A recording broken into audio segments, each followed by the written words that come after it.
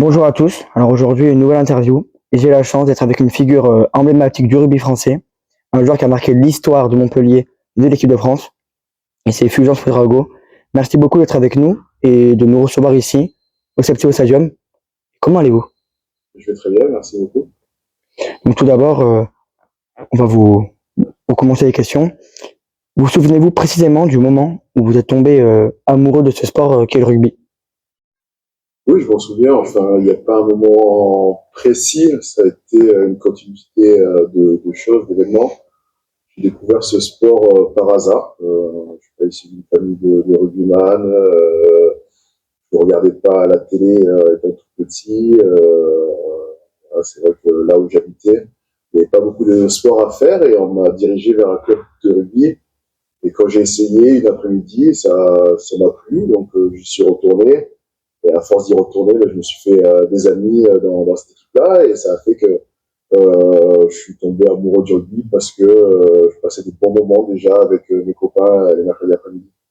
Donc c'est pas lié à la famille du tout, c'est entre guillemets oui du coup du hasard, vous êtes tombé dedans sans même le vouloir. Exactement, c'était un coup de chance maintenant, avec du recul, on va dire ça. J'aurais pu faire un autre sport à la base, j'étais pas du tout prédestiné à ça. Mais je pense que je suis arrivé dans la bonne école de rugby au bon moment et ça a de suite bien matché. Donc tout ça ensemble, ça a fait ce que ça a fait. À vos débuts, pardon, pensez-vous réellement pouvoir devenir joueur professionnel ou cela paraissait encore trop loin ou inaccessible? J'ai jamais rêvé quelque part d'être joueur professionnel. Comme je l'ai dit, moi j'ai joué au rugby parce que je m'étais fait des amis, j'aimais bien le sport, je voulais bien me dépasser. Bien sûr, j'avais ce côté compétiteur. Et moi, je suis resté dans mon école de rugby jusqu'à 17 ans. À 17 ans, je suis parti à Montpellier parce que tous mes copains étaient déjà à Montpellier. C'était la suite un peu logique des choses. Mais je m'étais pas dit, je veux faire carrière dans le rugby, je veux devenir absolument rugbyman professionnel. J'en ai eu l'occasion. Et du coup, quand j'ai senti que j'en avais l'occasion, forcément, là, à ce moment-là, j'ai beaucoup travaillé pour réussir. Mais ça s'est fait vraiment sur le tas. Donc c'était l'envie est devenue tardive, c'était plus de base le plaisir d'être avec les copains, l'ambiance. C'est ce qui a motivé toute ma carrière, c'est ça, cette notion de plaisir, de valeur. On parle beaucoup des valeurs de lui, mais c'est vraiment là ça qui m'a porté en premier lieu pour jouer au rugby, pour m'amuser, pour me dépasser. Voilà, c'est vraiment ça qui m'a drivé toute ma carrière. Donc vous avez commencé le rugby au club du Pic Saint-Loup. Donc, hormis que ce soit des belles années par rapport aux liens que vous avez créés là-bas, comment sont passés ces premiers moments dans ce club, on va dire sportivement? Difficile de parler du Pixalou sportivement, parce que le Pixalou, il se plaçait comme une école de rugby, entre guillemets. Après, j'en parle beaucoup, avec beaucoup d'émotion et de passion, parce que c'est l'école de rugby qui m'a formé. Mais il se plaçait, on va dire, en premier lieu, c'est le côté humain qu'elle voulait développer, et pas forcément faire de nous des rugbyman professionnels, surtout de faire nous de bons citoyens, nous donner les bonnes valeurs pour vivre en société. Et ça, qui était vraiment fort et marquant dans cette école-là de rugby, c'est que quel que soit ton niveau, tu avais le même temps de jeu. C'est pas juste les meilleurs qui jouent tout le temps, tout le monde joue, tout le monde a le même temps de jeu. Il y avait une notion de respect qui était vraiment présente pour les éducateurs, pour les dirigeants, pour les arbitres. Toujours ça, cette notion de faire des passes. Mais faire des passes, c'était jouer avec le coéquipier, avec son copain, prendre cette notion-là de plaisir et de solidarité qui était poussée à l'extrême. Et en fait, c'est ça qui m'a fait aimer le sport. Et ça ne veut pas dire qu'ils forment des compétiteurs ou des joueurs vraiment de haut niveau, mais ils forment des bons citoyens, tout simplement. Et je pense que c'est le plus important pour une école de rugby, c'est ce travail-là de donner les bonnes valeurs, les bonnes notions aux jeunes pour intégrer la vie le mieux possible. Je suis sûr que les valeurs humaines, c'est très important pour toute la vie et tous les sujets, pour surtout les métiers. Il n'y a pas de limite sur ça, quoi. bien sûr, mais si je reprends un peu tous ceux de ma génération, on a tous eu des parcours différents, même si moi j'ai eu la chance d'avoir un parcours similaire à celui de François Trinduc. Et chacun à son niveau réussit dans la vie ou s'accomplit. Et je pense qu'il n'y a pas de, on est extrême, mais il n'y a pas de délinquants dans notre génération. Il n'y a pas de mecs qui sont en dehors de la société. Il y a, voilà, c'est vrai que ça donnait des bonnes notions, des bonnes valeurs à tout le monde. J'ai la chance d'avoir des amis proches. Il y en a un qui est ingénieur, l'autre il est chirurgien, il y en a un autre qui est haut placé, voilà, qui est haut placé. Chacun à son niveau a réussi quelque part. C'est toujours ce qui compte.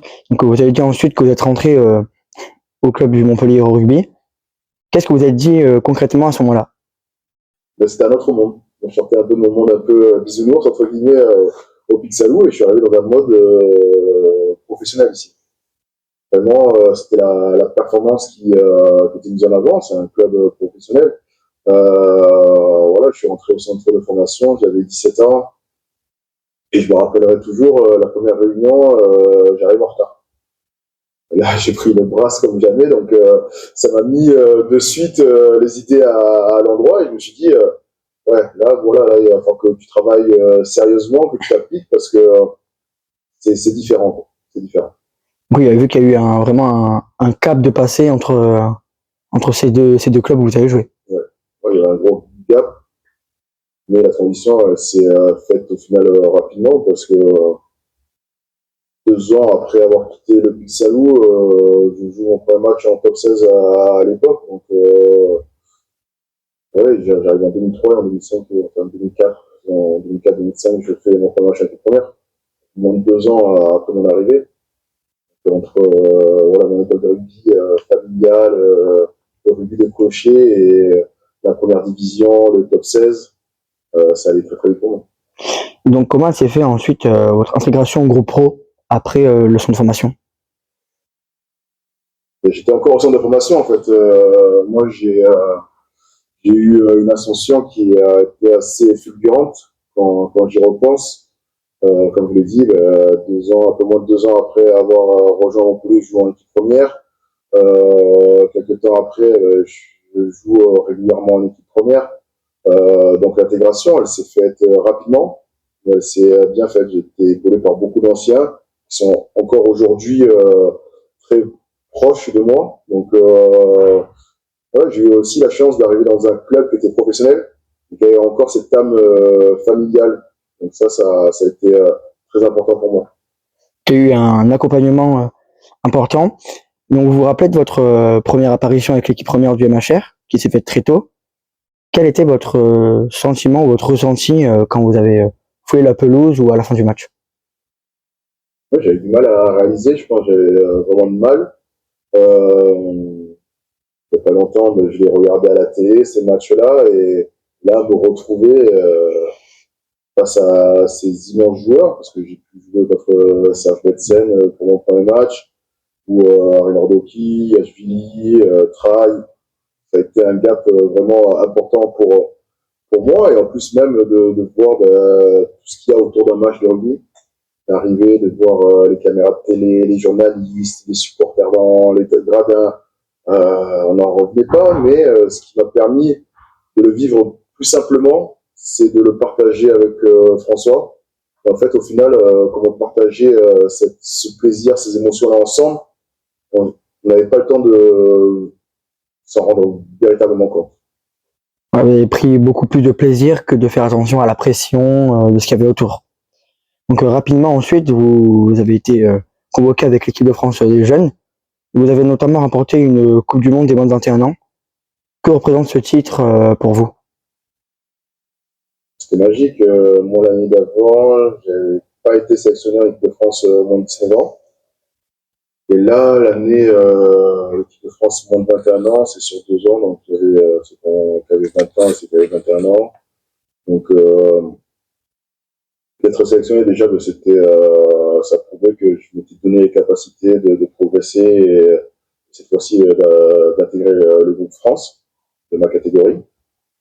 Et le titre de champion, c'était juste incroyable parce qu'on a eu la chance de jouer la Coupe du Monde ici, à Clermont-Ferrand,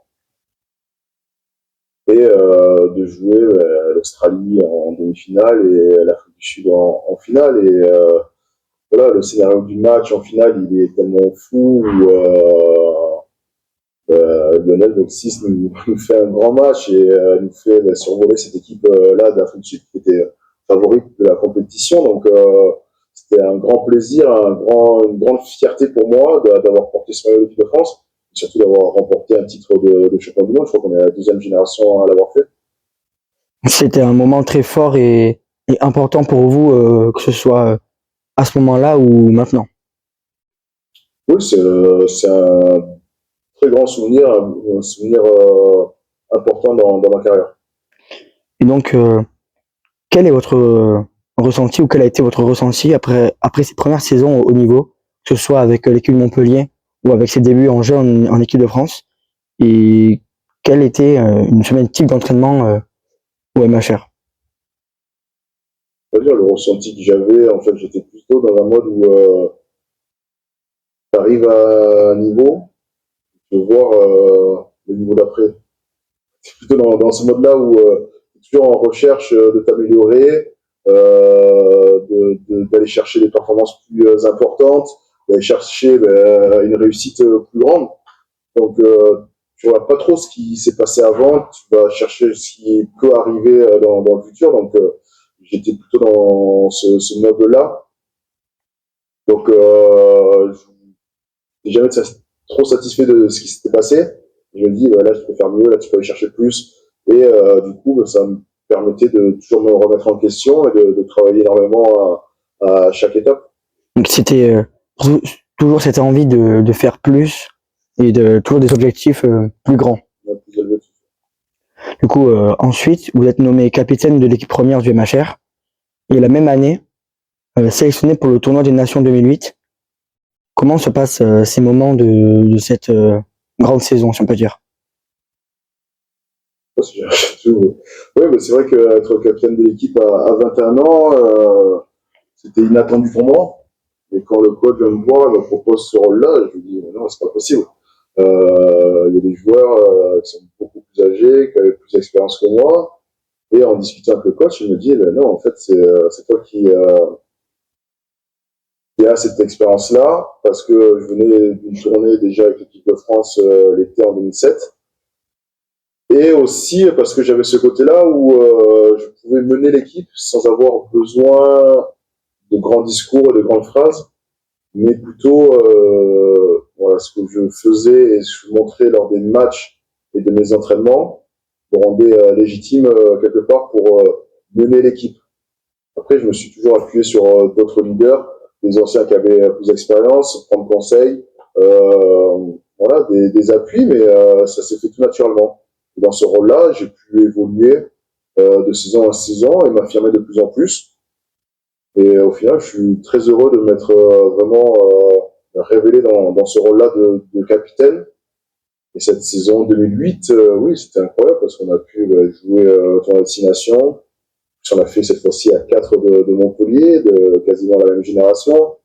On, non, on partageait des moments forts. En fait, on se rendait pas compte. Il y a que maintenant où tu te rends compte, où tu te dis après coup, ben, c'est fou quand même. On était ensemble dans la catégorie jeune à Montpellier. Là, on se retrouve ensemble en équipe de France au même moment. Ça arrive très peu. Bon, c'est une saison très importante et entre guillemets ce brassard de capitaine qui n'était pas destiné, parce que c'est pas quelque chose que vous avez prévu, vous a fait évoluer et grandir. Bien sûr, ça m'a permis de justement de continuer à travailler dur, à essayer de montrer l'exemple et à essayer d'être irréprochable, que ce soit sur le terrain ou à l'entraînement. Donc ça a beaucoup, ça a été très important sur votre mentalité, votre façon de travailler. Donc ensuite, vous êtes de la partie quand l'équipe de France réalise le Grand Chelem. Quel est votre sentiment réel après ce titre et qu'est-ce qui a fait la différence pour accrocher la victoire ou pour gagner ce tournoi durant cette période? Le tournoi, le Grand Chelem 2010, j'ai fait les premiers matchs, mais malheureusement, au bout du troisième match, je me blesse et je suis obligé de quitter la compétition. Donc j'ai un côté où j'étais très content d'avoir participé à gagner ce grand chelem-là. Mais j'ai pas vécu le dernier match, la remise du trophée, donc voilà, j'ai reçu le trophée chez moi quelques temps après.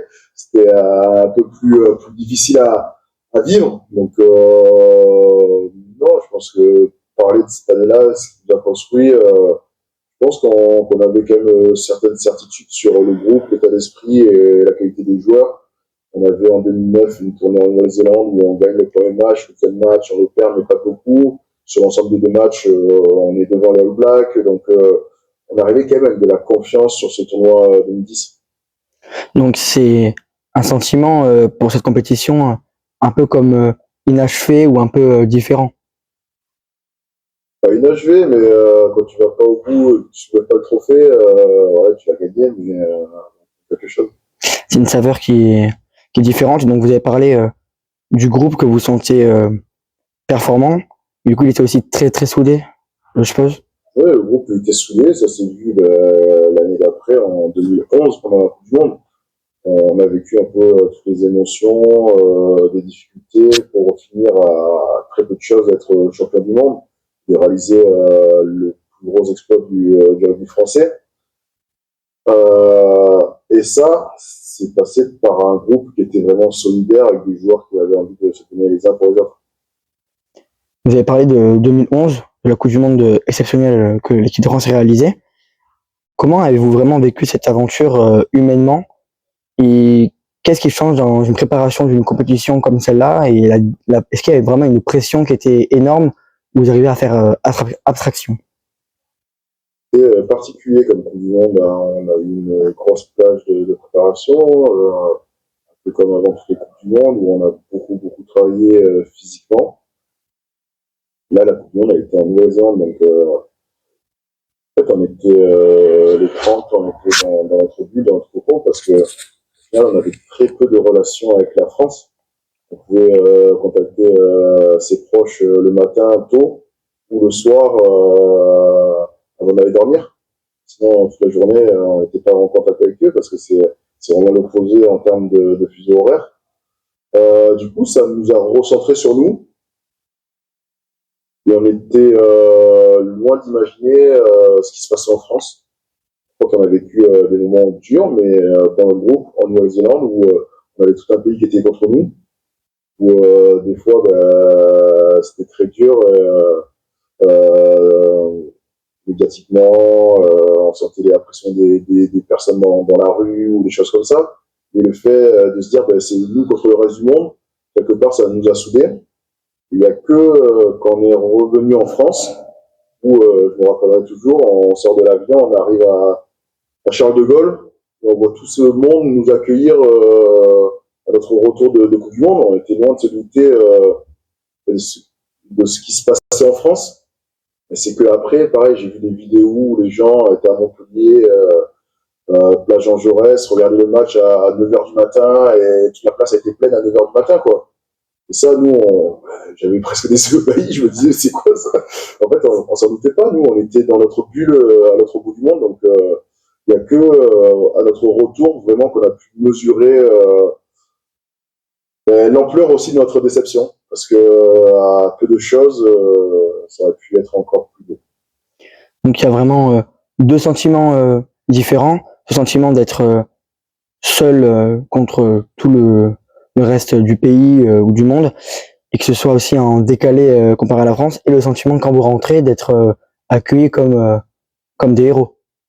Ouais, l'accueil il a été vraiment très très chaleureux. Je dis, à l'aéroport, après on est allé au Trocadéro, c'était plein, c'était vraiment fantastique, quoi. On a été reçus à l'Élysée. Oui, notre retour, on a vraiment senti qu'on avait apporté beaucoup d'émotions au peuple français. Donc il y a eu beaucoup de souvenirs qui sont gravés maintenant grâce à ces compétitions. Donc y a-t-il un match en équipe de France de rugby à 15 qui vous reste gravé dans la mémoire au-dessus de tous les autres? Je pense que le match en Nouvelle-Zélande en 2009 où on gagne là-bas, il a une saveur particulière. personne qui nous attendait en Nouvelle-Zélande et on fait un grand match, même le second match, on le perd de très peu, mais on fait un grand match et je pense que ça restera comme une des meilleures performances pour moi sous ma logo. Surtout, oui, voilà, ce match contre la Nouvelle-Zélande, qui est l'une des meilleures nations du sport, et vu qu'on vous attendait pas en plus, ça fait comme une double victoire. Ouais, ça fait une double victoire. Ça a aussi prouvé que le groupe avait des qualités et un bon moment. Voilà. Donc, on vous connaît pour votre longévité dans le club de Montpellier. Donc, dans une époque où beaucoup de joueurs changent régulièrement de club, qu'est-ce qui vous a poussé à rester fidèle à Montpellier durant toute votre carrière? Est-ce que c'est lié à votre rôle de capitaine? Non, c'est pas forcément lié à mon rôle de capitaine, même si j'y apporte j'ai apporté beaucoup de considération. C'est plus lié à mon parcours de vie personnel. J'étais adopté à l'âge de 3 ans et il a fallu que je m'enracine ici à Montpellier, que je retrouve de nouveaux repères, un nouveau socle. Et ça, je l'ai fait beaucoup en grande partie grâce au rugby, soit au Salou ici à Montpellier. Et le fait voilà, d'avoir connu ça déjà la première fois, j'avais un peu de réticence à me dire il va falloir que tu repartes à zéro une nouvelle fois. Et j'avais construit des repères, des relations qui me permettaient de m'exprimer pleinement ici à Montpellier. Et j'ai jamais senti en moi la volonté de remettre ça en question. Donc, il y a eu beaucoup cette envie de rester, vu que c'était lié à... vous n'avez pas envie de partir, vous avez déjà tout créé ici, vous êtes basé ici. Il y a eu forcément vraiment ce lien avec Montpellier et votre enfance qui a joué. Ensuite, pourquoi avez-vous décidé de jouer avec l'équipe de France de rugby à 7 plus tard? Pas forcément décidé. C'est l'équipe de France à 7 qui est venue m'appeler avec d'autres quinzistes. Ils avaient pour mission de se qualifier pour les Jeux Olympiques de Rio et il a vendu un peu la carotte de dire si vous venez à 7 et qu'on se qualifie pour les JO, vous pourriez participer à des JO. Donc, j'allais jouer 2 Coupes du Monde, j'allais jouer une deuxième Coupe du Monde et j'avais cette idée en tête de me dire je pourrais aussi jouer des Jeux Olympiques. Et c'est ça qui m'a motivé à rejoindre l'équipe de France à 7. Malheureusement, une fois qu'on s'est qualifié, ils nous ont pas sélectionné. Mais voilà, c'était vraiment une bonne expérience aussi. Ça m'a permis de voir autre chose, de connaître un autre monde, parce que c'est différent quand même du rugby à 15, très différent en termes d'état d'esprit, aussi d'organisation et le jeu est totalement différent aussi. Donc c'était encore une fois cette envie d'un nouvel objectif, d'une nouvelle aventure. Donc avec le MHR, vous avez remporté 2 Challenge Cup, ainsi qu'un titre de top 14 en 2022. Quel titre est le plus important parmi ceux-là ou représentatif dans votre carrière? Le Brennus, c'est vrai que le Brennus, c'est un titre ultime quand on joue au rugby, quand on est petit et on rêve de gagner avec le Brennus.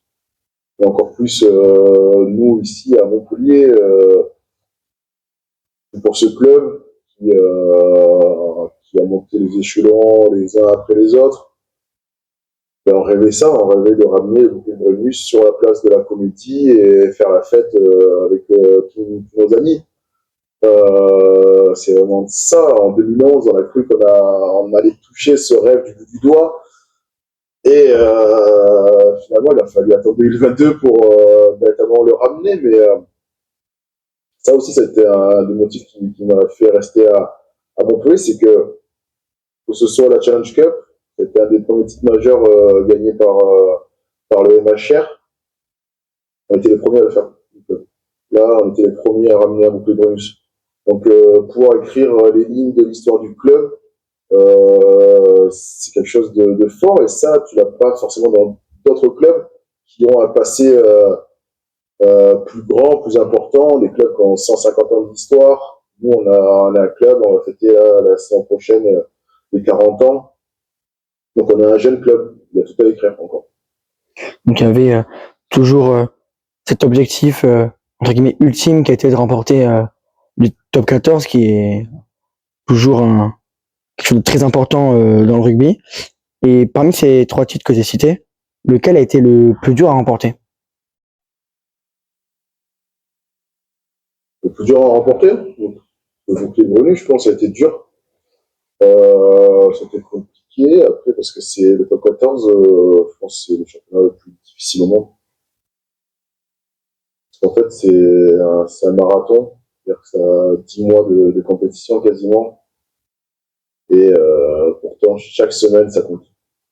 Donc, chaque semaine, il faut se remettre en question, chaque semaine, ça tape fort, donc c'est une compétition qui est éreintante, qui est très dure à la fois physiquement et mentalement. C'est il y a les meilleures équipes qui jouent dans ce championnat, qui notamment gagnent des coupes d'Europe, comme par exemple Toulouse. Donc c'est sûr que battre toutes ces équipes-là, c'est une belle chose à faire. Ensuite, à la suite de ceci au top 14, vous avez stoppé votre carrière. Est-ce que vous avez vraiment réussi à profiter de vos derniers moments de joueur, ou est-ce que émotionnellement c'était assez intense, voire trop? Je sais pas si on profite véritablement, profiter c'est dur, c'est quoi profiter non, je pense que du début à la fin, je suis resté fidèle à moi-même. À la fin de ma carrière, j'ai toujours souhaité m'entraîner comme les autres, autant, même si avec l'âge c'était plus compliqué. Mais voilà, je voulais faire les mêmes efforts que les autres, avoir le même mérite que tout le monde dans mon équipe, et toujours faire les mêmes efforts. Donc au final, je me suis entraîné à la fin de ma carrière comme je m'entraînais au début de ma carrière. Donc je sais pas si on peut dire de t'as profité, mais oui, j'ai profité tout au long de ma carrière. Euh, j'ai eu la chance aussi de savoir quand est-ce qu'elle allait s'arrêter. Ça, je pense que dans le sport de haut niveau, une chance. Beaucoup doivent arrêter leur carrière alors qu'ils n'ont pas prévu, parce qu'il y a des blessures, parce qu'il y a des fins de contrat. Ça, ce sont des situations qui sont beaucoup plus dures à appréhender. Donc j'avais ce côté-là aussi. Donc Et vous y pensez depuis longtemps à arrêter? Ça a déjà quelques moments, ça tourne dans votre tête, ou c'est venu d'un coup, vous êtes dit, faut stopper? non, je commençais à la préparer, oui, un peu en amont quand même. Je me préparais, je savais que ça allait arriver. Après, j'ai signé mon dernier contrat, je savais que c'était ma dernière année qui me restait à jouer. Donc tu le sens quand ça arrive à la fin et que faut pas faire la saison de trop. Et ce que j'ai dit, je voulais pas faire une saison où je passe toute la saison sur le banc, je joue pas un match, ou la saison voilà, où tu n'es pas capable d'aligner un niveau de performance minimum. Donc ça a été une décision assez réfléchie et au final très cohérente par rapport à vous et à l'équipe. Oui, bien sûr. Donc vous avez parlé de votre groupe d'amis. Dans les moments difficiles de votre carrière, à quel point le groupe de joueurs et les amitiés dans le vestiaire, elles ont été importantes pour vous? C'est ça aussi que j'aime dans le rugby, c'est que c'est un sport collectif. Et c'est, je pense, je vais dire ça, après d'autres sports, ils vont dire que j'ai tort, mais c'est le sport collectif ultime. Parce que là, tu vas sur le terrain et faut pouvoir compter sur chacun de tes coéquipiers parce que tu prends des coups pour l'équipe, pour ceux qui sont à côté de toi. Et et ça, je l'ai vécu dans les équipes où des fois ça nous a manqué, si t'as pas quelque chose de plus que le fait de jouer ensemble ou d'être professionnel, t'as pas ce sentiment-là où tu veux te surpasser parce que c'est ton coéquipier, c'est ton copain, il y a cette amitié qui est présente, forte, où on a tous envie de vivre ensemble quelque chose de puissant, mais ça fonctionne pas le rugby. C'est-à-dire que tu peux pas aligner les meilleurs joueurs et dire vous avez gagné tous les matchs. Ça fonctionne pas et c'est ça qui est beau aussi. Il C'est-à-dire que cette notion de collectif, elle est primordiale au rugby et on pourra, je pense à mon sens, jamais l'enlever. Parce qu'il y a cette notion de combat où tu vas prendre des chocs, des coups, où voilà, tu peux te faire mal. Et ça, ben, il faut y aller en équipe. Il y a une certaine mentalité qui est de se battre chacun pour les autres. Et ce lien, du coup, entre le groupe est, du coup, très important.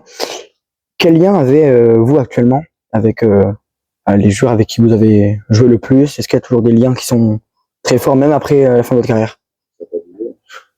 Là, moi, si on prend mon cercle d'amis, j'ai les mêmes amis que quand j'avais 6 ans. C'est toujours mes amis, on se voit tout le temps, on fait les mêmes blagues, presque les mêmes bêtises. Mais voilà, et certains, ben, j'ai eu la chance de pouvoir jouer avec eux au plus haut niveau. Et on aime se revoir, passer du temps, discuter, on est toujours très très proches. Donc il n'y a pas de choses qui ont changé, même après la carrière, les liens sont restés. Donc malgré que vous avez arrêté votre carrière, vous êtes toujours lié à ce club du MHR, car vous êtes responsable du développement de l'identité de la marque. Pourquoi ce rôle et en quoi il consiste réellement? C'est un rôle qui n'existait pas au club avant. Donc je suis le premier à pouvoir véritablement développer ça au sein du MHR. Et mon travail consiste à développer l'engagement autour de notre club. Donc, ça peut être auprès des partenaires, des collectivités, des supporters. Et voilà, c'est travailler vraiment sur notre ancrage territorial. C'est voilà, pouvoir représenter au mieux le MHR afin de véhiculer une image positive et donner envie aux gens de supporter ce club-là. Donc ouais, c'est un poste qui me plaît dans ce sens où demain voir le stade plein, poussé autour de notre équipe, c'est quelque chose qui me plaît.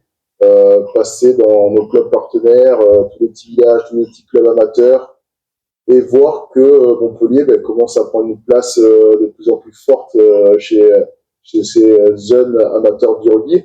C'est quelque chose de beau aussi à voir. Au début, on passait dans les clubs, on voyait beaucoup de petits avec le maillot Stade Toulousain, ça c'est normal. Et plus années passent, plus on vient, plus les petits ils ont les maillots de Montpellier maintenant. Et ils viennent au match et ils supportent notre équipe parce qu'on a ce côté-là où on allait travailler pour rechercher la proximité, du lien et créer cette ferveur autour de notre club. Donc il y a toujours eu cette envie de transmettre et de représenter au mieux ce club qui vous a beaucoup donné. Oui, bien sûr, j'ai envie de faire de Montpellier un club de premier ordre. Je pense que sportivement, il est devenu un des clubs phares du top 14. Maintenant, il reste à développer pas mal d'aspects autour du sportif pour en asseoir l'aura au niveau national et international. Pourquoi vous n'avez pas choisi un rôle qui restait encore dans le vraiment plus proche du terrain? J'avais pas cette fibre de vouloir entraîner. Donc entraîner, ça demande de pédagogie, une chose que je me sentais pas. À l'heure actuelle, je me sentais pas. Et j'avais aussi envie de couper avec le terrain. J'avais envie de marquer une coupure et de voir autre chose pour justement marquer, dire ben voilà, t'as vraiment arrêté ta carrière de rugby et juste que tu vis pas juste un peu à côté par intermittence un manque, tu vois. T'as besoin de marquer, j'avais besoin de marquer une coupure nette pour démarrer notre aspect de ma vie. Après, je m'interdis pas de repartir dans quelques années dans le côté entraînement ou plus proche du terrain, mais j'avais envie de cette coupure-là. Il y avait besoin de marquer le coup et de changer d'air. Donc vous êtes toujours l'UMHR, mais vous avez envie de rester lié à ce club, mais d'une manière différente. Bah, ça sera tout. Merci pour cette interview. Voilà, ça m'a fait très plaisir de l'avoir fait avec vous. Puis dans un très beau cadre. Voilà, merci beaucoup.